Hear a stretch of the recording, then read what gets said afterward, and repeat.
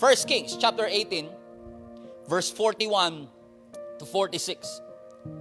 Then Elijah said to Ahab, "Go get something to eat and drink, for I hear a mighty rainstorm coming."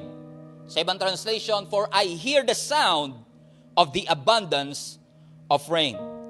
So Ahab the king went to eat and drink, but Elijah climbed to the top of Mount Carmel and bowed low to the ground and prayed with his face between his knees. Can you just imagine the position, the posture of Elijah at this point?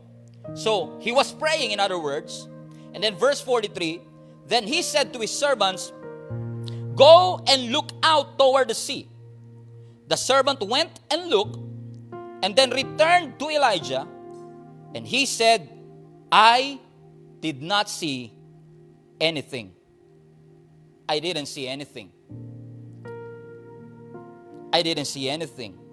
Then 7 times, Elijah told him to go and look. Finally, verse 44. Everybody say in the chat, finally. Finally, the 7th time, his servant told him, "I saw a little cloud about the size of a man's hand rising from the sea." Then Elijah shouted, "Hurry to Ahab and tell him, climb into the chariot and go back home. If you don't hurry, the rain will stop you." And soon the sky was black with clouds, meaning papaulan na.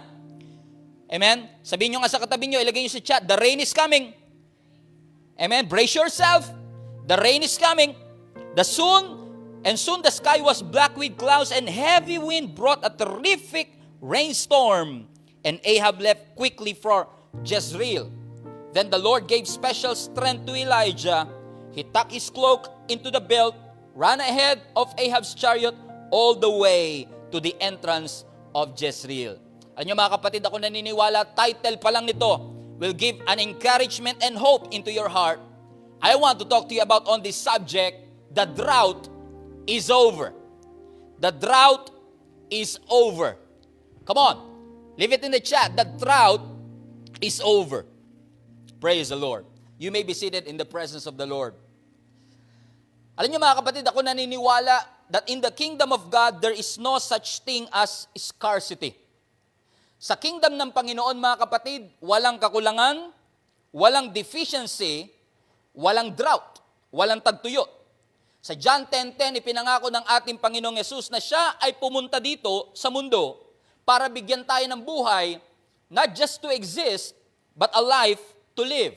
Yung Zoe life na tinatawag ng ating Panginoon. Yung sinasabi ni Kristo na Zoe life, kung saan ang past natin ay hindi nakaka-apekto sa ating future. Hallelujah. That your past doesn't matter anymore. That your past cannot threaten your future. That your yesterday will not affect your tomorrow. That the mercy of God will keep you. And the mercy of God will cover you, mga kapatid, whatever circumstances that we are in. May pangako ang ating Panginoon sa atin, and there is a promise that God wants us to step into. Gusto ng Diyos, hakbangan natin, gusto ng Diyos, pumasok tayo dun sa Kanyang kalooban at maranasan natin ang Kanyang kabutihan sa bawat isa sa atin. However, mga kapatid, hindi porke Kristiyano, evident ang mga pangako ng Panginoon sa ating buhay. Para bagang hindi porke nakapagtapos ka ng pag-aaral, at hindi porke may diploma ka ay automatic kang magiging manager. Hindi porke may diploma mga kapatid ay nagiging supervisor, at hindi porke may diploma ay nagiging CEO. Am I talking to somebody mga kapatid?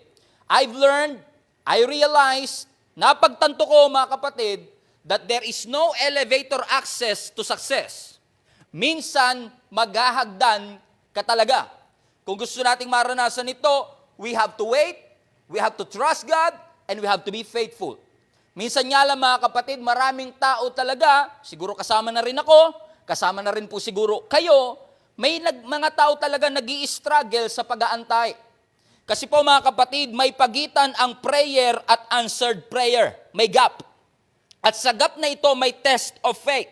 Mula sa pananalangin hanggang sa pagtugon ng panalangin, tinitest ng Lord ang ating pananampalataya, gaano tayo katagal makakapag-antay, gaano kalalim ang ating pagtitiwala sa Panginoon at ating faithfulness sa ating Panginoong Diyos. Kasi mga kapatid, I have to remind you, we operate in the chronos, but God operates in the kairos. Greek word ho yan. Anong ibig sabihin ng chronos? Yung chronos ho, ibig sabihin yan, yan yung normal na takbo ng ating orasan. Yan yung tik-tak, tik-tak, tik-tak, tik-tak. Ang tawag po dyan, chronos. And most of the time, mga kapatid, na-frustrate tayo kasi nag-ooperate tayo sa tik-tak, nag-ooperate tayo sa chronos, pero ang Diyos nag-ooperate sa kairos. Ang ibig sabihin ng kairos, mga kapatid, the fullness of time. Iba ang takbo ng orasan ng Diyos sa takbo ng orasan natin. But we have to understand, we have to be reminded, God controls the time. God controls it. Kung gusto ng Diyos pabagalin, kaya ng Diyos pabagalin. Katulad ng ginawa niya kay Joshua nung nilalabanan nila yung Amalekites, na sinabi ni Joshua, "Son, stand still." In essence, parang yung day na delay. Hallelujah. Kung gugustuhin ng Diyos, kaya ng Diyos gawin. At kung gusto ng Lord i-fast forward, kaya din ng Diyos i-fast forward. Kung parang ginawa ni Jesus Christ sa kanyang first ever miracle, turning water into wine. Ano nangyari mga kapatid? Yung wine na supposedly taon ang binibilang, minsan dekada pa nga. Para mapasarap, pinasarap ng Panginoon in an instant. Why is that? Because God controls time. Ibig sabihin, kahit na ang daming pag-aantay, ang daming oras ang ginugugol natin, kaya tayo natatakot, kaya tayo nangangamba, kaya tayo nagdududa, God can shrink the time for you. Kaya ng Diyos paiksiin ang oras, kaya ng Diyos gawin ang mga bagay na kaya niyang gawin. Kasi ang Diyos natin is a God of suddenly. Ang Diyos natin is a God of immediately, in a moment, in a blink of an eye. That's your God. He controls the time. Hallelujah. The problem is that, kontrolado ng Diyos ang oras, pero madalas mga kapatid, nag-aantay tayo ng kairos moment, pero hindi tayo faithful at wala tayong ginagawa sa chronos moment. Ulitin ko po ulit. The problem is that, actually na-share ko ito sa Boundless Conference before, ang problem natin is nag-aantay tayo ng fullness of time. Nag-aantay tayo ng kairos moment, pero madalas wala tayong ginagawa sa TikTok moment. TikTok. Pamilya rin TikTok ha. TikTok. TikTok. Right? TikTok. Right? Nag-aantay ng kairos, walang ginagawa sa chronos. Pababawi natin. You are wasting your season, but you are waiting for the due season. You are not faithful dun sa chronos at inaantay lagad natin yung kairos. Parang gusto mong anihin yung hindi mo naman tinanim. Oh, okay. Ayaw nyo ng ganitong usapan. Amen? Minsan hindi natin tinanim, gusto nating anihin. Kaya maraming Christians frustrated. Maraming Christians disappointed kasi kung ang Kristiyano laging iniisip, it's harvest all the time, you will be frustrated. Hindi lahat ng araw, harvest time. Kaya nga po mga kapatid, isa sa mga prinsipyong natutunan ko sa paglilingkod sa Diyos, talagang patagalan. Hindi pagalingan. Hallelujah. Kasi nasanay tayo na pagalingan, pero alam niyo sa paglilingkod, patagalan. Gaano tayo katatag na mag-aantay sa mga pangako ng Diyos? Kasi ang sabi ng Ecclesiastes, everything is made beautiful in its time. Lahat ng bagay may panahon. Lahat ng bagay may season. May season ng pagiging single. May season ng panliligaw. May season ng pagkakaroon ng boyfriend. May season ng pag-aasawa, pag-iipon, pagtatrabaho. May season ng pagkamatay. Lahat may season. May season of rain. May season of blessing. Pero sometimes, may season of doubt. At may season of drought. May season ng tagtuyot. Yung binasa nating passage mga kapatid sa 1 Kings is very interesting. Kasi ang history nito, let me bore you a little bit. After after so many years of being united ng Israel under King David, dahil sa disobedience ng nation of Israel, sila ay na-divide. Isang nation pero divided. At ang Book of Kings, mga kapatid, ay nagre-reveal sa atin ng story ng good king story ng bad king, story ng true prophet, story ng false prophet, story ng mga faithful, at story ng mga disobedient. Alam nyo na nagkaroon ng division ang Israel, may king of the north, merong king of Judah. Alam nyo, sabi sa pag-aaral ko mga kapatid na meron approximately 8 kings ang ang north side ng division na ito, at sa 8 na ito, wala ni isa na matuwid. Out of 8, walang matuwid. Wala. Kahit isa. Sounds familiar, ha? Romans 3:23. Amen? Out of 8 kings, walang matuwid. Sa Judah side, out of 9, 2 lang. Ibig sabihin mga kapatid, bihirang-bihira makakita ng hari na sumusunod talaga sa Panginoon. At alam niyo mga kapatid kung sino ang pinaka-worst na hari of all time? Ang sabi ng maraming Bible scholars, ay si Ahab. Si Ahab mga kapatid, scholar. Si Ahab mga kapatid, scholar ba? Scholar. Narinig niyo yung scholar? Nagiging British na ako recently. Si King Ahab. Alam niyo si King Ahab, he did evil in the sight of God, at bukod sa pagiging wicked, napang-asawa niya pa si Jezebel, na wicked din. Kaya pag pinagsama mo yung dalawang wicked, they are a terrible combination. These guys are terrible. Bakit? Kasi si Ahab and Jezebel, couple goal siguro na iba, pero si Ahab and Jezebel, they introduce and institutionalize yung pagsamba sa Diyos-Diyosan. Ang sinasabi nila, sumamba kayo kay Baal. At dahil sa kanilang prophecy, mga kapatid, dahil sa kanilang policy, dahil sa pulisiya nila, nai-introduce si Baal sa mga Israelites, na-provoke ang Panginoon into anger, the Bible says. Nagalit ang Panginoon sa kanila. Kasi sa totoo lang, mga kapatid, kapag ikaw ay dumidepende na sa ibang source bukod sa tunay na source, watch out. Mag-ingat ka. Kasi mga kapatid, yung ibang source, they cannot sustain you, but the true source can sustain you whatever circumstances of life there is. Kaya nga itong si Ahab ay malaking problema ng Israel. Pero talagang bilib ako sa Panginoon. Pag may malaking problema, meron ding malaking solusyon. Dahil si Ahab is a huge headache. Amen? Para sa mga Israelite, here comes the new and a big solution. A prophet by the name of Elijah. Here comes Elijah in 1 Kings chapter 17, kasi si Elijah po was introduced in a strange way. Kasi pagpasok pa lang ni Elijah, tag life na siya. Kung nanonood kayo mga kapatid ng mga Jesus film, at nakita nyo si John the Baptist, yung itsura ni Elijah most likely parang ganun din. Yung mga klase ng itsura na nagtatago sa kuweba, yung mga nagpapahaba ng buhok, nagpapahaba ng bigoto, that kind of guy. Sabi mo, asawa ko yun. Hindi asawa mo, kapatid. Okay? Hindi yun nasa comment section. Iba yung sinasabi ko, mga kapatid. Okay? So look at this.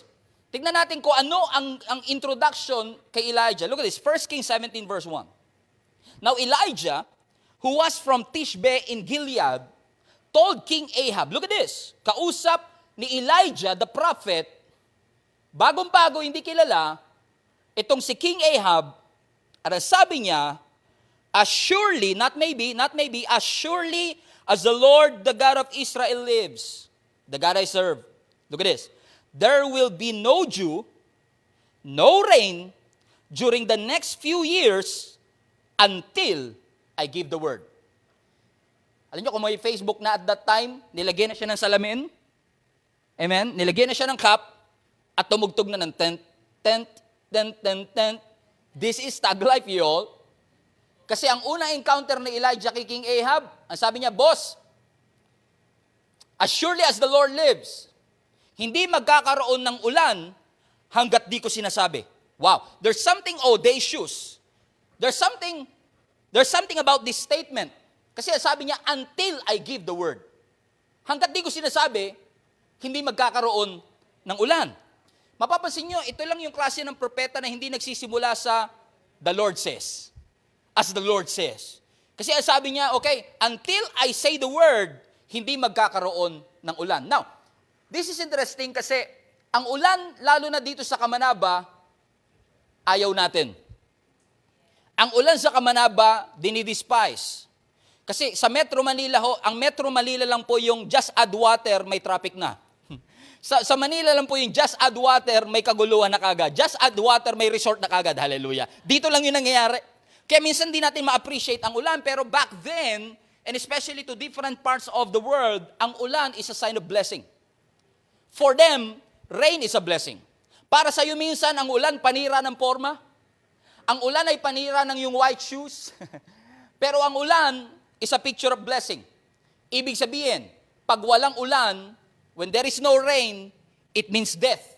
Kasi pag walang ulan, walang ani. Pag walang ani, walang pagkain. At pag walang pagkain, ekis, dead ball. Ibig sabihin, pag walang ulan, ibig sabihin yan, death. Kaya nga itong pronouncement ni Elijah na sabi niya, until I say the word, hindi magkakaroon ng ulan, is very profound, very audacious. Ibig sabihin, there will be a dry season until Elijah said so. Ano mga kapatid, let me just put it in a practical way sa ating buhay. Maaaring tinitignan mo ang buhay mo, hindi pa napopronounce, pero parang ganun na kagad ang nararanasan mo. It seems like your life is dry. It seems like your life is empty. Ang finances, tuyot. Ang wallet, empty. Hallelujah. Ang spiritual life, parang empty. Ang ating soul, it seems like dry. Ang tingin na ibang tao sa iyo, successful, but deep down inside, there is sadness. There is anxiety from within. Sabi nga nila, you can be winning and weeping at the same time. Hindi porke winning at winner at champion ang pagkakakilala sa iyo, ay hindi ibig sabihin na pwedeng hindi tuyot ang iyong puso. Na hindi pwedeng hindi tuyot ang iyong nararamdaman. People are seeing your success but they cannot see the stress. Ang lagi lang nila nakikita yung accomplishment mo, yung nagagawa mo, but they don't know what's happening on the inside. Ang ministry mo lumalago pero ikaw nagsishrink. Nag-e-expand pero ikaw nagsishrink. Nag-i-encourage ka ng ibang tao but you are so discouraged. So dry. But let me tell you this, mga kapatid. Let me tell you this. Panghawakan mo ito, your life doesn't have to be dry. You don't have to be stressed. You don't have to be afraid. You don't have to be broke. You don't have to be offended. You don't have to be poor. You don't have to be down. You don't have to be sad. May pangako ang Panginoon sa atin at kailangan natin panghawakan ito. There might be a dry season in our life, but our God is a God of abundance. Our God is a God of healing. Our God is a God of provision, of protection, mga kapatid. Amen? The natural can't take it. The natural can't make it, but the supernatural God can. You cannot, but God can. Hallelujah. Always believe in that. Kaya sabi ni Elijah, until I say the word, walang ulan. Walang dew, walang hamog. Ibig sabihin, sa Middle East na, it will be a dry season. And you know what? Fast forward. 3.5 years later. Fast forward. 42 months. Walang dew, walang ulan. And the whole nation was filled with dryness. People are starving. Ang mga tao hindi na namubuhay, kundi nagsusurvive na lang. Which is very interesting. Kasi alam niyo po ba mga kapatid, si Baal is a fertility god. Ulitin ko ulit. Si Baal po, fertility god. He is a weather god. Alam niyo ibig sabihin? Ibig sabihin, itong si Baal ay nagsisend ng fertility to the land. Kung gusto niyang paulanin daw, umuulan. Kung gusto niyang pabagyuhin, bumabagyo. Kaya nga mga kapatid, yung sinabi ni Elijah at natupad, na for 42 months, for 3.5 years, walang ulan, sampal sa Diyos nilang si Baal. Kasi para sa kanila, itong si Baal, kontrolado niya ang weather. Amen. Sampal sa kanila to eh. Sampal kay Ahab, na walang ulan for 42 months. It was dry. Ang kanilang pananim, hindi tumutubo. Ang kanilang pananim, lahat nauubos, lahat namamatay. People are dying. For 3.5 years, wala silang pagkain, walang ulan, walang hamog, wala kahit ano, walang provision. And I don't know if you've been experiencing the same thing, mga kapatid. And then, ang kanilang first encounter sa verse 17, ang sabi ni Elijah, walang dew, walang rain. And then here comes Elijah again. After 42 months, here comes Elijah again in 1 Kings 18, the text that we have read. Sabi ng verse 41, look at this. 1 Kings 18:41. Are you following me? Amen. Am I talking to you, mga kapatid? Amen. Sabi ni Marilu, amen. Sabi ni Yen, amen. Sabi ni Rosana, amen. Hallelujah. I know you are agreeing with me. Sabi ng 1 Kings 18, nung nakita uli ni Elijah si King Ahab, look at this. Sabi ni Elijah kay Ahab, go get something to eat, for I hear a mighty rainstorm coming. Look at this. Alam niyo mga kapatid, pag yung sasakyan mo hindi pa nakakarwash ng matagal na panahon at nakita mong kumukilimlim, it is a good news. Right?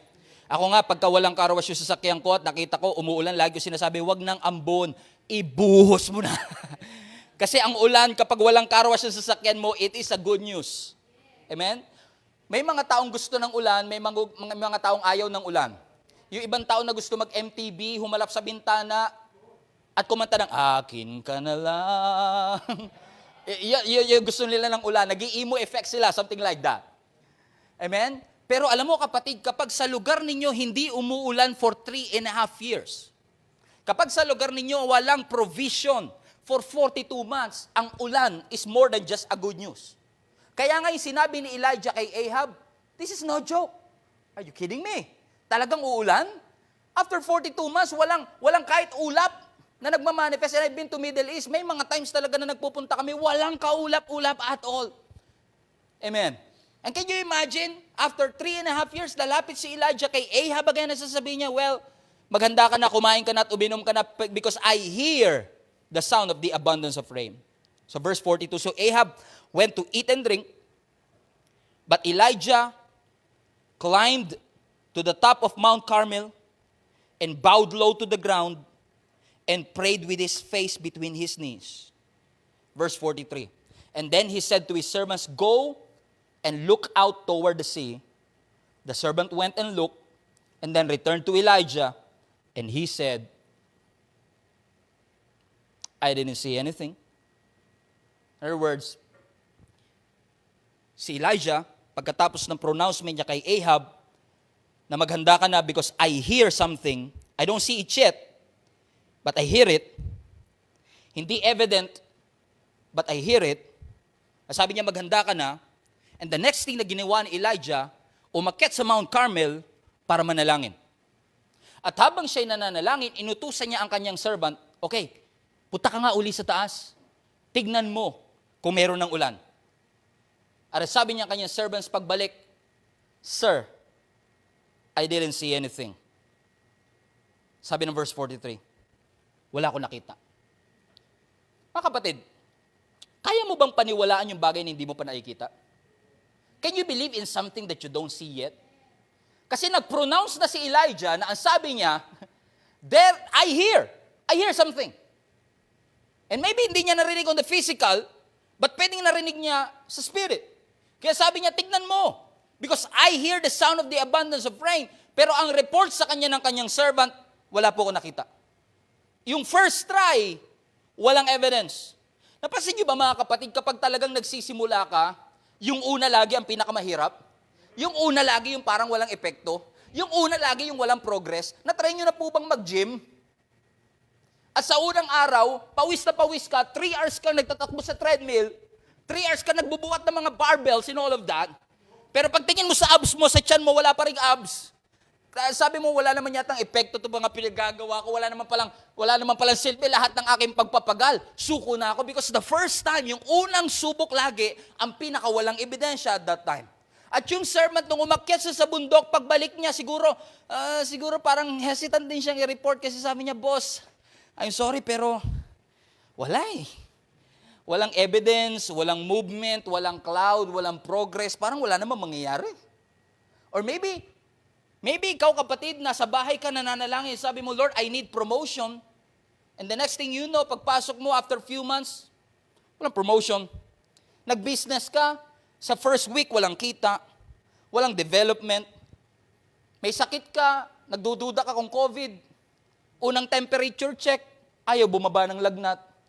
Hindi nawawala yung ubo, hindi nawawala yung sipon. Then you come up with the idea na, baka hindi naman ito naririnig ng Diyos. Baka hindi naman pinapakinggan ng Lord ang aking mga panalangin. Because sometimes mga kapatid, tayo kasi masyado tayo nakadepende sa paningin. Kaya minsan hindi natin pinapahalagahan kapag wala tayong nakikita. Sometimes we don't value what we don't see. Pero ibahin mo si Elijah. Kahit walang ebidensya sa mata, pero dahil narinig niya sa kanyang spirito, pinaghahandaan niya. Pastor, baliw yan. Hindi. Ang tawag doon, faith. Kasi kung alam niyo yung story before this story, kung saan pinataob ni Elijah yung 850 prophets ni Baal. Remember the story? Na nagpababa ng apoy si Elijah at ininsulto niya. Amen. Si Baal sa harap ng kanyang 850 prophets. Hallelujah. Na ang sabi ni Prophet Elijah, okay, magpapababa tayo ng apoy, maglagay kayo ng kahoy. Wala pang apoy pero may kahoy na. Wala pang apoy pero meron ng tutupukin. Wala pang ebidensya pero naniniwala na kagad siya because that's what faith is all about. You don't see it yet, but you know from within, narinig mo, sinabi ng Panginoon. Narinig mo, ipinangako ng Panginoon. Narinig mong nangako ang Diyos at dahil nangako ang Diyos, kahit wala pa, naniniwala ka na. Amen. You don't believe not what you see, but you want to see what you believe. Gusto mo makita, Lord, alam ko, may sinasabi ka sa akin. Minsan lang walang unity yung nakikita mo sa naririnig mo. That's the truth. Minsan walang pagkakaisa yung narinig sa nakita. I hear something, I see nothing. I hear something, I sense nothing. I hear something, I feel nothing. Parang wala naman development. Parang walang nangyayari. Sabi niya, boss, I don't see anything. At alam mo, kung tutuloy niyo yung verse 43, ang sabi ni Elijah, try again. Look up again. For 7 times, he tried again. Second time, umakyat ang servant. Pagbaba ng servant, I don't see anything. Try again. Akyat uli si servant. Pagbaba ni servant, third time, I don't see anything. Try again. I don't see anything. Try again. Because alam ni Elijah, narinig ko in the spirit, I hear the sound of the abundance of rain. Amen? It's nothing sa ating paningin. Pero hindi ibig sabihin walang ginagawa ang ating Panginoon. Hallelujah. Yung widow, nung may oil, ang sabi ni Elijah, what do you have? Ang sabi ng widow, I have nothing. Sa kanya kasi, she doesn't put value in it kasi para sa kanya wala. Yung feeding of 5,000, from nothing into something, into overflow. Yung Jericho wall, yung unang ikot nila, walang hollow blocks na bumagsak. Pero nagpatuloy pa rin sila mga kapatid. Hindi porke walang nangyayari sa unang ikot, walang nangyayari sa unang try, walang nangyayari sa unang apply, walang nangyayari sa unang take, hindi pumasa. Ibig sabihin, kailangan mo nang sumuko. If you hear it from the Lord, kung nangako ang Panginoon, kung nabasa mo sa kanyang salita, I hear provision, pero nakikita ko empty wallet. I hear healing, pero nakikita ko symptom. Ang naririnig ko sa Diyos, ang pangako niya, restoration, pero mga magulang ko nag-aaway pa rin. Ang narinig ko, breakthrough, ang nakikita ko, breakdown. Paano ako mananampalataya? Sabi ni Elijah, try again. Go back again. Look again. Try again. Kasi ang sinasabi ni Elijah, I hear it. I'm sure kapag pinangako ng Panginoon, it doesn't return to Him void. Hindi porke wala pang puno, ibig sabihin walang nangyayari sa loob. At hindi porke walang ulap. Watch this. Hindi porke walang ulap, ibig sabihin walang evaporation na nangyayari. Posibleng kaya wala pa nakikita yung servant kasi nasa evaporation process pa lang.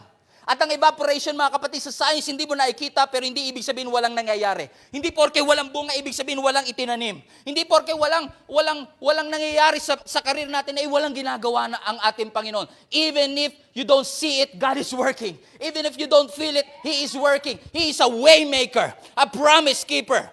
Hallelujah. He's the kind of God that we serve. Walang ulap, pero hindi ibig sabihin walang evaporation. There is something that God is doing behind the scene. Pasaway pa rin ang anak mo, but it doesn't mean hindi siya kayang baguhin ng ating Panginoon. Walang salary increase, pero hindi ibig sabihin walang favor na binibigay ang Panginoon. Walang promotion, pero hindi ibig sabihin walang favor. Walang progress sa sakit, pero hindi ibig sabihin walang ginagawa ang Panginoon. Put it in the chat, may ginagawa ang Panginoon. Try again. May ginagawa ang Panginoon. Do it again. May ginagawa ang Panginoon. Go up again. May ginagawa ang Panginoon. Hallelujah. And finally, He did it for 6 times. And then finally, on the seventh time, I just asked you earlier to put finally up there. Kasi yung mga finally natin malapit nang dumating. Huwag ka susuko. Kahit mahirap, kahit nakakapagod, huwag ka susuko because yung finally malapit na. Sabi ng verse 44, finally, the seventh time, his servant told him. Pag-akit ng servant, sabi niya, I saw a little cloud about the size of a man's hand rising from the sea. There you go. There's your progress. Umakit servants, 1, 2, 3, 4, 5, 6, nothing. Seventh time. Hallelujah. Amen. I can hear it in my spirit. Malapit na yung seventh time. Malapit na yung seventh day. At the seventh time, ang sabi ng scripture, nung umakyat yung servant, and I believe to his amazement, nagulat siguro siya, kasi finally, he saw a cloud. Nakita siya ng ulap. Siguro nanlaki yung mata eh. Oh! Kanina walang ulap to. Pero ngayon meron na. Kaso, kasi liit lang ng kamao. So kanina nothing, ngayon not much. Kanina wala ako nakikita, ngayon may nakikita ako, pero konti lang. Yung mga kapatid, let me just encourage you. It's not much, but it's a start. Nag-online selling ka, wala pa kagad kita, but it's a start mga kapatid. It's not enough, but it's a start. Hindi kayang pakainin ng 15,000 people, pero yung 5 loaves and 2 fishes, yung 5 gardenia at 2 sardinas, it's a start. Hindi pa nagbabago, pero nag-I love you na sa'yo, it's a start. Amen, hindi pa nagbabago, pero pinagluto ka, nagwales, yung anak mo pasaway, nagugas ng pinggan, hindi pa holy, hindi pa sanctified, hindi pa banal, pero it's a start. Praise God and celebrate for the small progress. Let's not despise the small beginnings, mga kapatid, because after 6 disappointments, dahil sa 6 na disappointment, hindi huminto yung servant, hindi huminto si Elijah ang manalangin. Nanalangin lang siya ng nanalangin hanggang nakikita ng konting ebidensya. 6 times he failed. But after the 7th time, amen, finally, he sees some progress. That's why I want to challenge you, keep moving forward. Keep on walking. Keep on serving. In spite of the loss, in spite of the bad break, in spite of the critics, your destiny is too great. Your assignment is too important. We will come out better. We will finish this strong, mga kapatid. Hindi kayang baguhin ng COVID-19. Hallelujah. Ang ating purpose, mahirap ang simula, mahirap pa rin ngayon, pero magpatuloy pa rin tayo because finally, your finally will come. Ang finally natin ay darating. Sabi niya, I see something now. Lagay niyo nga po sa comment section, I see something now. Yung asawa ko, wala ginagawa before, but I see something now. Yung boss ko dati, hindi ako pinapansin, but I see something, may progress. Pero not enough. It's a small cloud. But thank God we have big faith. Kahit maliit lang yung cloud, kahit kasing liit lang ng kamao, yung pananampalataya ko magpapatuloy. Amen? Kasi minsan tayo, no, hindi tayo nagpapatuloy kung feeling natin hindi natin kaya, hindi tayo susunod kung feeling natin hindi natin kaya. Parang nahihirapan tayo mag-progress, nahihirapan tayo magpatuloy sa Panginoon. Basta wala pa ako experience, wala pa akong diploma, wala pa ako ng mga bagay-bagay nito. Paano kung mag-fail? Wala akong business experience? Paano kung hindi mag-succeed yung negosyo ang aming pinag-uusap? Tsaka na lang, pastor, pag kaya na namin. Or maybe your vantage point, your perspective is not high enough to see what God sees. Because God sees something that you don't see. God sees something in you that you don't see. Alam niyo, sa totoo lang, hindi position change ang kailangan natin, kundi perspective change. Kailangan natin magbago ng ating perspective. His ways are higher than my ways. His thoughts are higher than my thoughts. His plans are better than my plans. Alam niyo, pag may nagpapa-advise sa amin, pag may nagpapa-counsel sa amin, most of the time, hindi namin alam ang solusyon sa mga problemang sinasabi niyo sa amin. Most of the time, we don't know the solution, but we are just giving you a fresh perspective. Kaya paglabas mo after counseling, parang feeling mo, kaya mo na uli. Pagtapos ng counseling at tapos ng preaching, parang feeling mo, kaya mo na uli. Because you don't see everything, but you are seeing something from a different perspective. Hindi pa naabot, hindi pa finish line, pero may progress. I see something, just like a hand. Kasi liit lang ng kamao. And I remember si Jesus, nung pinagaling niya yung bulag, Sa Mark chapter 8, do you remember the story? Na kumuha si Jesus ng putik. Ano sabi ng Panginoon sa kanya? What do you see? At nung binuksan, look at this, Matthew 8:23, look at this. Jesus took the blind man by the hand and led him out of the village. Then spitting on man's eyes, dumura si Jesus. Amen, sa lupa, naging putik, nilagay sa mata. Minsan iba talaga ang pamamaraan ng Diyos sa atin, ano? Bulag na, puputikan ka pa, hallelujah. Pero His ways are higher than our ways. He laid on His hands on him and asked, now, can you see anything now? Same question ni Elijah sa servant. Now, do you see anything? At ang sagot ng blind man, the man looked around and he said, yes, I see people, but I can't see them very clear. Nakakita ako pero malabo, para silang mga puno na naglalakbay. So in other words, hindi na siya bulag, malabo na lang. So may progress pa rin. Better na pero hindi pa healed. Better na pero hindi pa fixed. Alam nyo, maaaring ang buhay natin, better na, hindi pa fixed pero better na. You are way better than you were before. Malayo na ang pinagdala ng Panginoon sa iyo. Ipinagpasalamat na ba natin yan sa ating Panginoon? You are not yet whole, but you are better. Amen? May progress. Kailangan ipagpasalamat sa Panginoon. Hallelujah.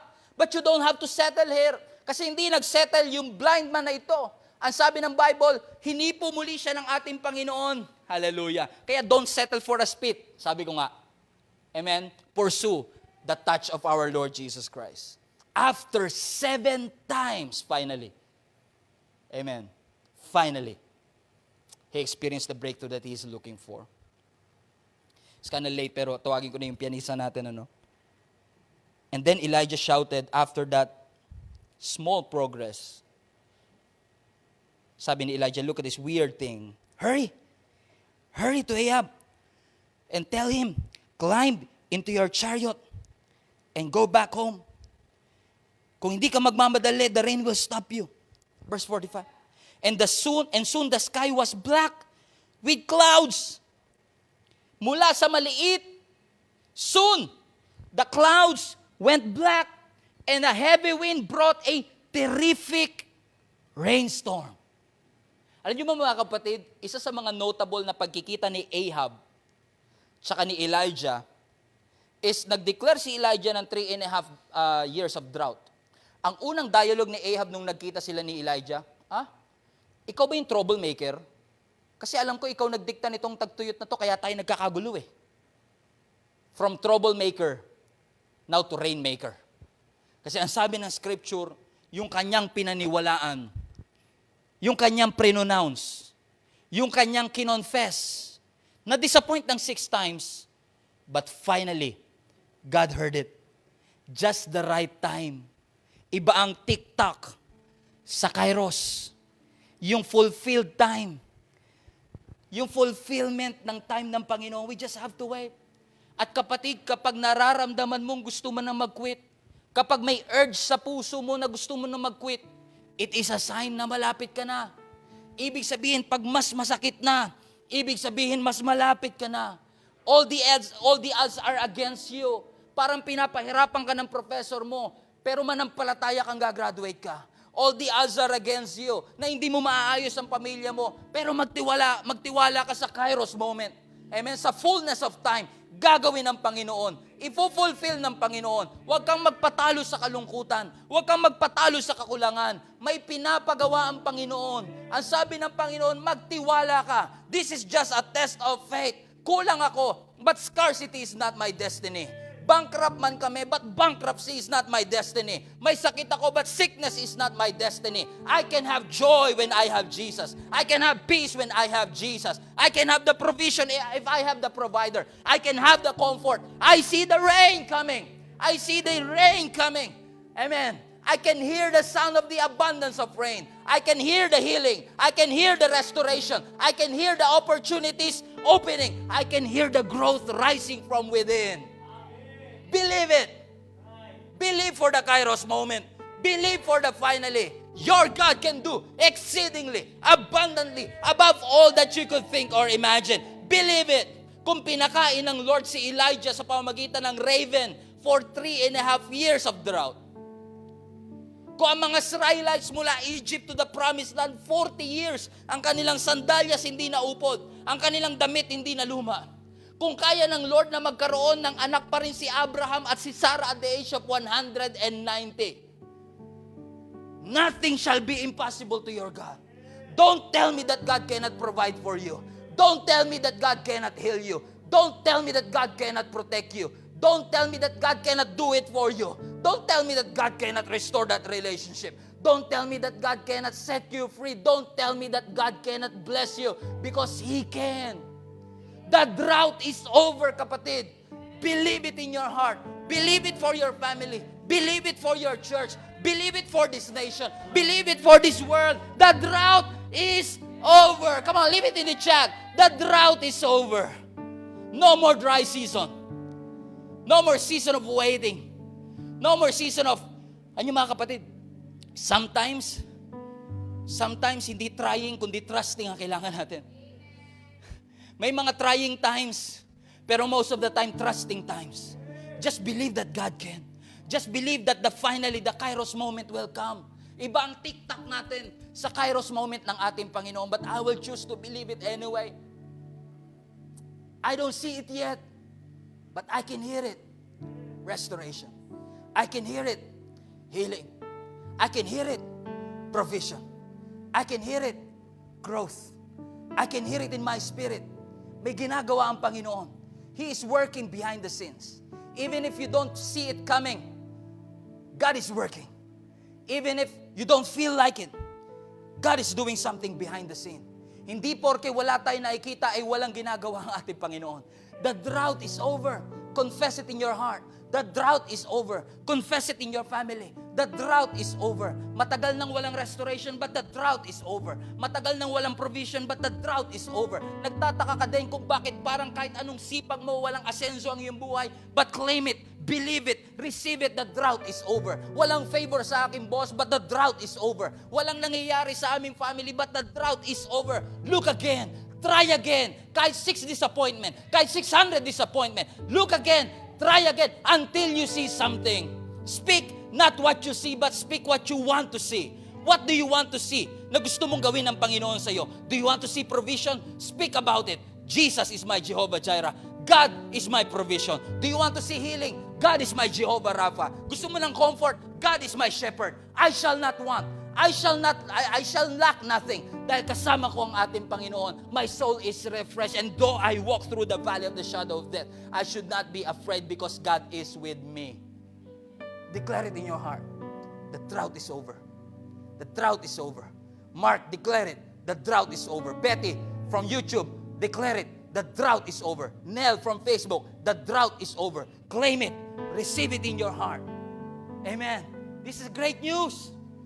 Mari yung iba sa inyo sinasabi, well, drought is over. Maybe you don't need rain right now. Maybe hindi mo kailangan ng ulan right now.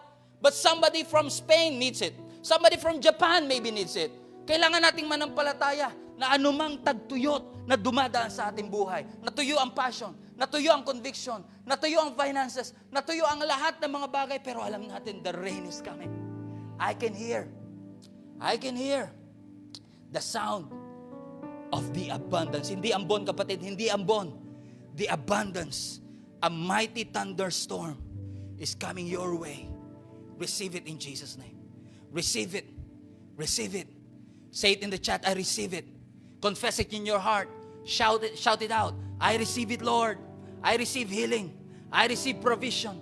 I receive restoration. The drought is over. I receive it, Jesus. The drought is over. I receive it. I receive it, Lord. Lord, thank you for this wonderful opportunity that you have given us. Thank you for reminding us over and over again that you control the time. Hindi sa Baal ang nagko-control ng weather. Ikaw. If you want to slow it down, you can. If you want to fast forward, you can.